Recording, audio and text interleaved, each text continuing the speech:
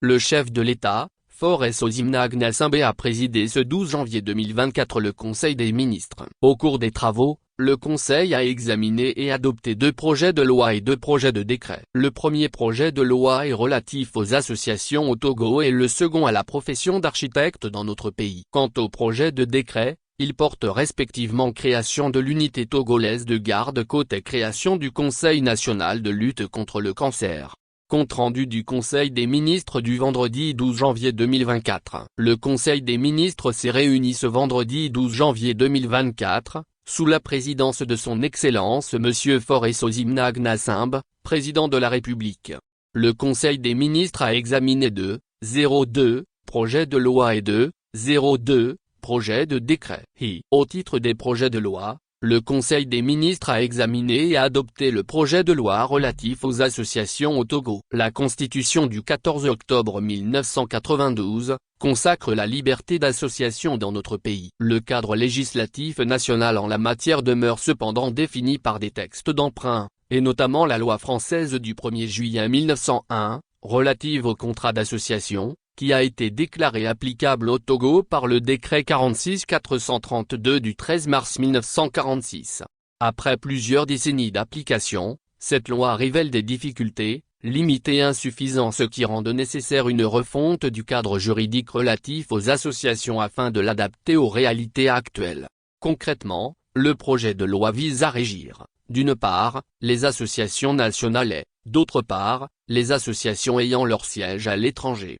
Le Conseil des ministres a examiné et adopté le projet de loi relatif à la profession d'architecte au Togo. La loi N-90-02 du 4 janvier 1990 qui encadre l'exercice de la profession d'architecte dans notre pays, doit être revue pour intégrer les évolutions dans ce secteur. De plus, la mise en œuvre du projet P7 de la feuille de route gouvernementale, qui prévoit la construction de 20 000 logements à coût abordable, implique une importante contribution des architectes, pour laquelle un cadre législatif adapté est indispensable. C'est dans cette optique que le Conseil des ministres a adopté ce projet de loi qui définit les conditions d'une meilleure organisation des architectes exerçant au Togo, pour réorganiser le cadre de la profession d'architecte, ses missions et ses conditions d'exercice. Le projet de loi introduit plusieurs innovations, notamment quant à l'organisation de la prestation de serment, à la composition du Conseil supérieur de l'ordre et les modalités du droit d'établissement des architectes de nationalité étrangère conformément à la directive N-7/CM/UMOA du 16 décembre 2005 relative à la libre circulation et à l'établissement des architectes ressortissants de l'Union.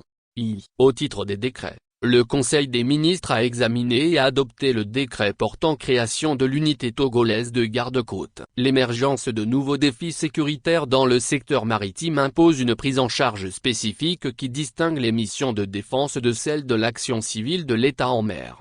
La création de l'unité spéciale de garde-côte répond au besoin de mettre en place une structure de surveillance permanente de l'espace maritime national. Cette unité a pour finalité de renforcer l'organisation interministérielle de l'action civile de l'État en mer, d'améliorer ses performances en matière de coordination inter-administration et de coopération. C'est dans cette optique que ce décret met en place une unité togolaise de garde-côte destinée à assurer une meilleure surveillance des eaux togolaises, à lutter contre les trafics opérés par les pirogues en dehors des zones surveillées et à prévenir la pollution en mer. Le Conseil des ministres a examiné et adopté le décret portant création du Conseil national de lutte contre le cancer. Véritable enjeu de santé publique, le cancer est aujourd'hui la 2e cause de mortalité enregistrée dans les hôpitaux de notre sous-région, après les maladies cardiovasculaires. Différentes initiatives gouvernementales sont prises dans le cadre de la lutte contre le cancer, notamment l'adoption d'un plan national de lutte contre le cancer, la création de l'Institut national du cancer, l'élaboration du plan national de lutte contre le cancer du col de l'utérus et la création du registre des cancers. Le Conseil national de lutte contre le cancer est créé pour renforcer la coordination de ces différentes interventions et améliorer la mobilisation des ressources nécessaires pour la lutte contre le cancer. Il permet la mise en place d'un cadre institutionnel national de coordination et de gestion de la lutte contre le cancer sous ses aspects essentiels de prévention et de prise en charge.